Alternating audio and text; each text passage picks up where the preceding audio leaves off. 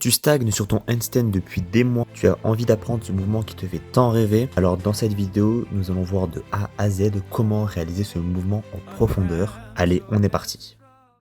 Du coup voilà, on est parti pour le guide complet sur le handstand, parce que si vous êtes là, c'est que vous n'avez pas encore débloqué le handstand et que vous avez envie de le débloquer. D'ici là, voilà, je vous garantis qu'après cette vidéo, les gars, vous débloquerez votre handstand d'ici les prochains mois, 1 mois et demi, 2 mois, grand maximum, c'est évident, parce que ça va être de qualité, voilà. Donc n'oubliez pas de vous abonner, de liker, je sais pas, faites ce que vous voulez, on s'en fout. Bref, on est parti. Donc du coup là, on est, donc voilà le plan. On va commencer par le plan dans un tout premier temps. On va parler d'abord de la philosophie du handstand qu'il va falloir adopter pour comprendre un peu le fonctionnement simplement du handstand, parce que ça reste un mouvement quand même qui est assez complexe. C'est-à-dire que tout ce qui est dans la calisthénie en général, ça reste assez complexe. C'est pas si simple, donc il faut comprendre un peu comment ça marche pour pouvoir avancer.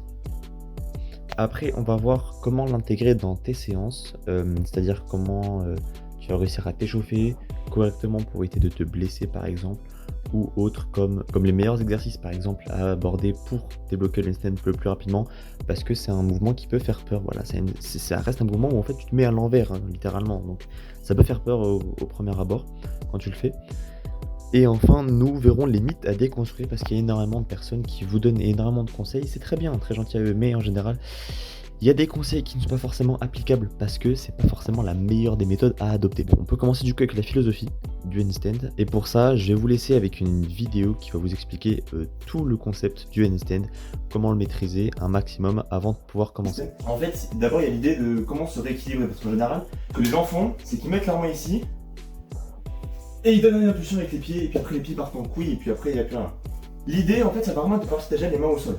Et après, il faut garder la mentalité du coup du handstand, qui est, imagine que tu es sur tes pieds, quand tu tombes vers l'avant, tu appuies sur tes orteils, et quand tu tombes en arrière, soit tu contractes les abdos fort, ou alors tu fléchis un peu les genoux.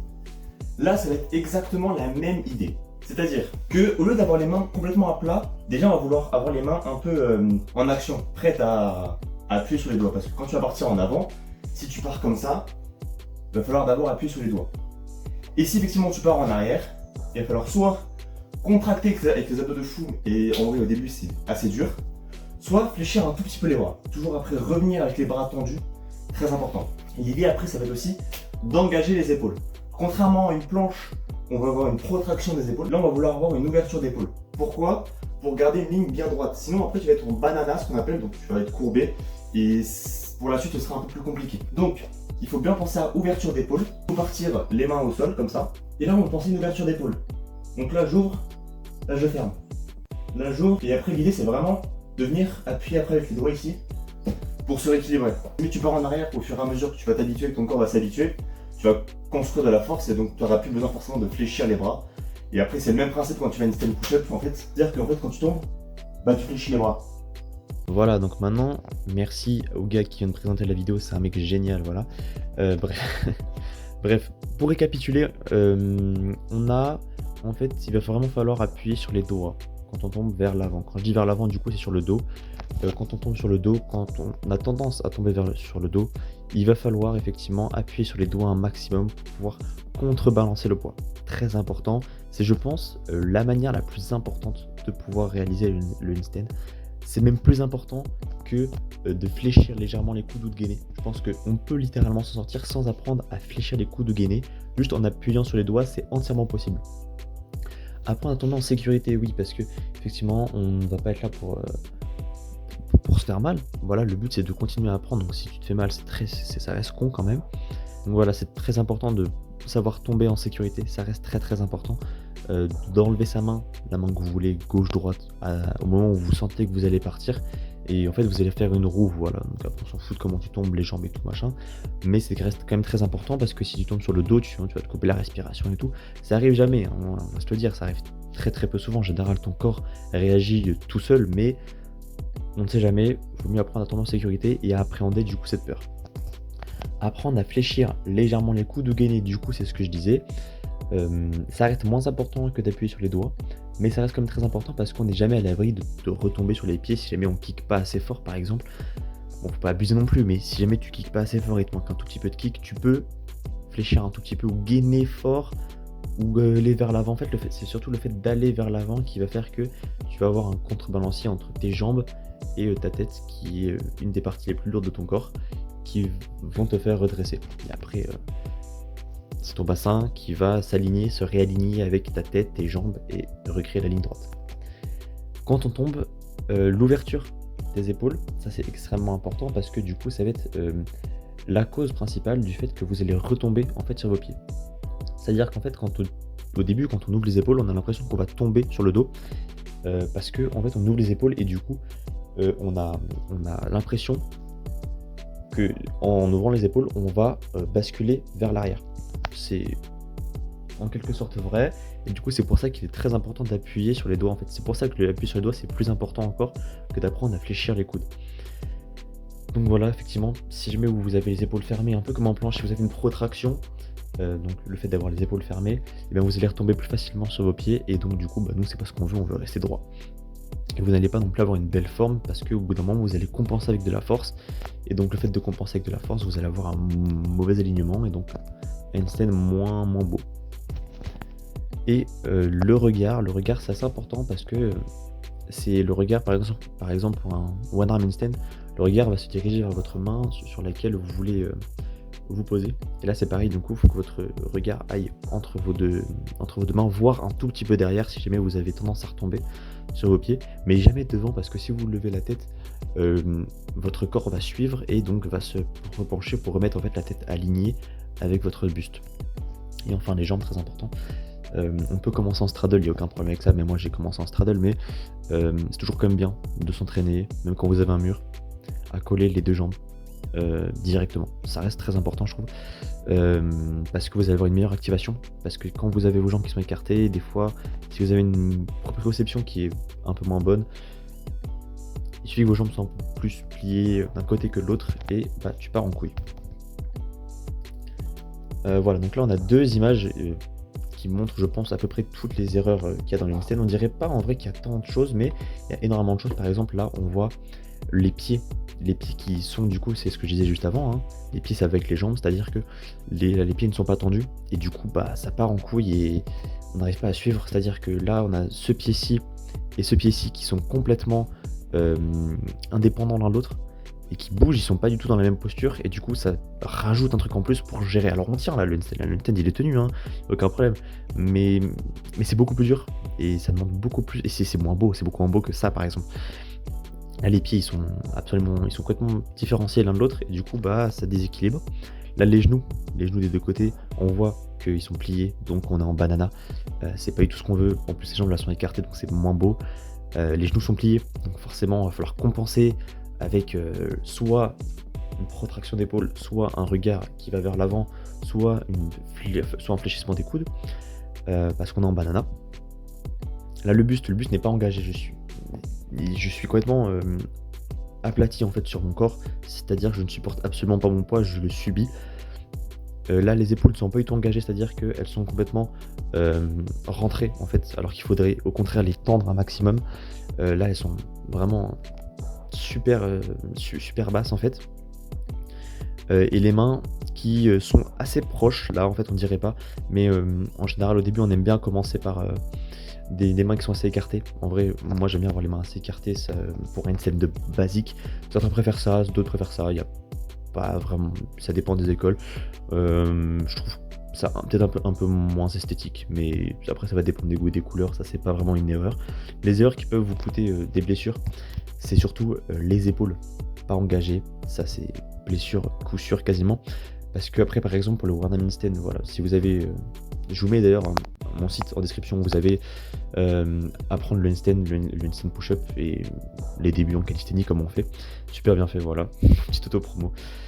Et du coup par exemple en one arm handstand comme je disais, j'avais pas l'épaule assez engagée, ou alors je faisais trop souvent en fait, je spammais trop le one arm handstand et du coup ça me fatiguait l'épaule, donc j'arrivais à moins bien protracter l'épaule, enfin pas protracter du coup, pas pousser sur mon épaule, et je me suis au fur et à mesure, j'ai compensé du coup en m'avachissant sur mon bras, ce qui fait que j'ai perdu énormément de force de mon bras parce que je me suis compressé le nerf radial, et les nerfs c'est très important pour bouger parce que c'est littéralement ça qui te fait bouger en fait.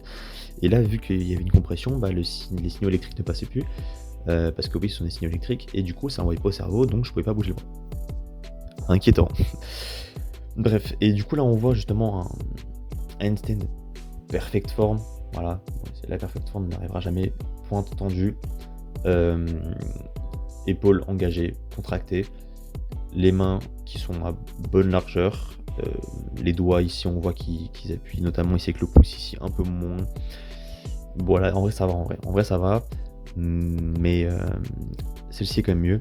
Les épaules engagées, le corps C-O-R-E, bien contracté aussi, c'est de la bonne forme.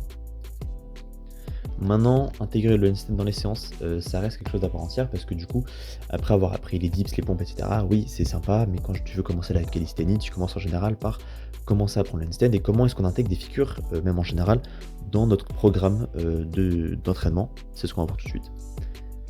Donc d'abord, moi je conseille un échauffement, là je parle d'échauffement de handstand, très important. Voilà, si vous voulez apprendre autre chose, tout ce qui est planche et tout, c'est différent. Il va y avoir des choses qui vont rester identiques, mais voilà.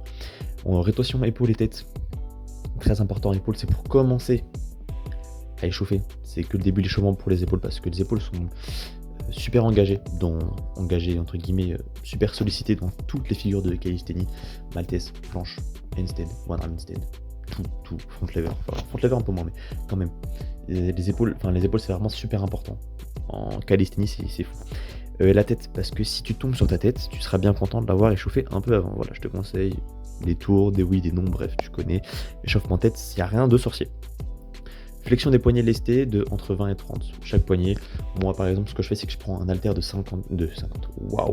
un haltère de 5 kg et je fais du coup des flexions de poignets comme ça. J'en fais 40, je le pose sur mon quadri. Enfin, je pose sur ma cuisse et je fais flexion comme ça en laissant le poignet pendre à l'autre bout de ma jambe en fait. 5 kg, tu peux choisir bouteille d'eau ou quoi, tu peux faire varier. Moi j'ai mis 20-30 en prenant en compte que tu avais une haltère de 5 kg chez toi. Si tu as une bouteille d'eau, tu peux en faire plus parce que c'est moins lourd du coup. Voilà, à toi de voir. Des pike push-up, mais le but c'est de vraiment échauffer le poignet et de sentir que ça chauffe quoi. Tu peux faire aussi te mettre sur tes mains à quatre pattes et forcer un peu sur les poignets pour les échauffer. Les pike push-up super important. Moi je recommande d'en faire pour tout, pour planche, pour handstand, pour tout. C'est vraiment super important parce que du coup ça renforce les épaules qui sont la partie la plus importante en calisthénie. Donc c'est super important. Pike push-up. Donc soit 2, soit 3 x 10, ça dépend de ton niveau. Moi ce que je fais c'est que je fais 20, 15, 10. Moi ça me suffit 20, 15, 10 et puis je fais ça. Du coup ça fait 3 séries. Mais là tu peux faire 3 x 10 par exemple, il n'y a aucun problème. Après à toi d'adapter sur ce que tu veux. Le hollow body c'est quand tu es sur le dos et tu lèves les jambes et ton buste et tu mets les bras le long du corps ou un peu au-dessus, et donc tu peux tenir 15, 10 et 10 secondes. Donc voilà, tu fais 3 séries, une de 15, une de 10, une de 10. C'est assez important, ça va améliorer votre corps. Donc le corps, comme je dis, le corps c'est ce qui est ici là, ça va améliorer la contraction des obliques par exemple. Donc voilà. Pour les meilleurs exercices pour moi, je trouve qui t'aideront à acquérir le handstand le plus rapidement possible, les max hold contre mur, c'est super important parce que ça va non seulement te faire appréhender la peur de tomber, ça peut arriver, la peur de kick, ça peut arriver aussi, et du coup le hold, ça va faire la force, ça va te build un peu la force de tes épaules et de ton corps, c'est ORE encore une fois. 5 fois décoller puis reposer les talons du mur à l'aide de pression des doigts. Donc si tu te mets sur le mur et en fait avec les doigts, donc dos au mur hein, et sur les doigts tu vas appuyer, et en fait en appuyant sur les doigts normalement tes pieds qui sont, tes talons qui sont collés au mur vont se décoller. Donc tu peux faire ça 5 fois, bon, enfin autant de fois que tu veux en vrai, j'ai mis 5 fois mais ça va dépendre de ton ressenti. 5 fois concentration sur une montée maîtrisée, poser les talons doucement sur le mur, assez important. Pourquoi ? Parce que c'est ça qui va t'apprendre à maîtriser la montée, donc pas à monter comme un bourrin et taper tes talons comme un bourrin. Monter doucement, garder et après redescendre. Et ensuite un maximum d'essais sur le mur, c'est ça, ça va être le plus important possible. Voilà, c'est le cheat les gars. Si le corps est habitué à être sur vos deux pieds, à la base, voilà, vous êtes né pour ça, voilà, l'humain est fait pour ça. Alors quand vous tenez sur une seule main, sur vos mains, le cerveau ne comprend pas. La seule chose qui fait que votre cerveau va s'habituer à de nouvelles habitudes est de spam cette habitude. Donc là, j'ai pas centralisé uniquement sur le handstand parce que ça marche pour tout dans la vie en fait. Si tu veux faire un exercice de maths par exemple, tu vas spam l'exercice de maths et ça va le faire tout seul au bout d'un moment. Si tu veux faire ton lit le matin, tu spams le mouvement, ça marche. Handstand, c'est pareil. C'est-à-dire que ça va être une question de terminaison nerveuse. C'est-à-dire que votre cerveau, il faut qu'il s'habitue à cette nouvelle posture, qui n'est pas habitué parce qu'il n'est pas fait pour ça. Et donc du coup, au fur et à mesure, il va s'habituer. Moi, ce que je faisais, c'est que dès que j'avais l'occasion, j'en faisais un. C'est pas forcément la bonne idée parce que du coup, je m'échauffais pas. Mais j'en faisais, et j'en faisais plein. Voilà. Déconstruire les mythes maintenant, il y en a beaucoup trop des mythes sur le handstand. Et là, j'ai un peu généralisé sur tout ce qui est calisthénie aussi. Donc le mythe numéro 1, si tu veux un handstand, fais des pompes, des dips, etc. Alors ça c'est faux dans le sens où si tu veux être fort en pompe, tu fais des pompes, si tu veux être fort en dips, tu fais des dips, si tu veux être fort en handstand, tu fais un handstand. Voilà. Ça c'est du renforcement musculaire, les gars, ça ne sert à rien dans le sens où si tu veux acquérir un handstand, faire des pompes et des dips, ça ne va pas te servir. Voilà. Fais des pike push-up plutôt pour renforcer tes épaules. Les pompes, ça va renforcer les pecs. Il y a très peu de figures en calisthénie où les pecs sont sollicités. Les dips plus pour tout ce qui est planche push-up par exemple, mais on n'y est pas encore, tu vois ce que je veux dire. Donc voilà. Mythe numéro 2, tu dois avoir une perfecte forme. Ça se met pour tous les tricks de calisthénie, c'est-à-dire que tu dois dégrader la forme dans tous les cas. Si tu vas prendre un mouvement, vu que tu dois passer du temps dans le mouvement, tu dois dégrader la forme parce que c'est plus simple. Et donc vu que c'est plus simple, tu vas mieux les tenir. Même si c'est dégueulasse, tu vas les tenir et au fur et à mesure, tu vas améliorer la forme. Le truc que j'ai montré tout à l'heure, la position d'handstand qui était pas ouf, adopte-la au début. Juste engage les épaules, il faut juste pas que tu aies une forme qui puisse te blesser. Sinon, il n'y a aucun problème à dégrader la forme. Il faut dégrader la forme au début, c'est obligatoire. Mythe numéro 3, achète un coaching pour progresser. Ça les gars, pour handstand surtout, pourquoi tu vas acheter un coaching frère? Sérieusement, ça sert à rien d'acheter un coaching. Tous les personnes qui vous DM sur Insta, etc. pour des coachings, regardez One Arm Handstand, les gars, je l'ai appris en 3-4 mois. 3-4 mois, ouais, maintenant je l'ai bien et 3-4 mois sans coaching, 100 personnes, voilà, j'ai lu 100 personnes. Comment ils ont fait les personnes qui ont découvert les mouvements? Vous croyez qu'ils ont acheté un coaching? Non, bah non. Ils se sont fait tout seuls. Et c'est le but. Mythe numéro 4, n'apprends pas le handstand si tu n'as pas de base de force solide. Ça n'a rien à voir en fait. Voilà. Tu peux commencer à apprendre le handstand. Il faut arrêter de hiérarchiser les figures. Voilà. Si tu veux pas apprendre le handstand, apprends une planche. Why not? Ça veut juste prendre plus de temps, mais c'est possible. Tu peux avoir une planche sans avoir le handstand. C'est très rare, mais c'est possible. Donc voilà, il faut arrêter de hiérarchiser tout de suite les figures. Si tu veux une maltaise, c'est pas une planche, tu fais de la maltaise. C'est quoi le problème? C'est pas du tout la même figure, ça n'engage pas du tout les mêmes muscles. Mythe numéro 5, concentre-toi uniquement sur la figure que tu souhaites. C'est faux. Choisis-en 2-3 grands maximum, tu vois. Si tu veux faire le handstand, du handstand de la planche et je ne sais pas, une figure en front lever, voilà, ou en back lever, fais les 3. Juste adapte ton entraînement, c'est tout. Mais te concentre pas que sur une seule figure, à part si vraiment t'as aucune idée, ou par exemple back lever, moi j'ai pas de barre de traction ni quoi chez moi, donc je peux pas, ou même aux alentours, je peux pas faire du front lever, back lever, etc. Mais je peux très bien faire une planche par exemple, apprendre la planche, il n'y a aucun problème, apprendre la maltaise, etc. Il n'y a aucun problème. Et donc voilà, c'est la fin de ce guide. J'espère que vous avez aimé ce guide. Si vous avez des questions, n'hésitez pas à les poser en commentaire, j'y répondrai sans aucun problème. Abonnez-vous à mon YouTube, à mon TikTok qui est juste ici. Et moi je vous fais de gros bisous, à la prochaine, ciao ciao.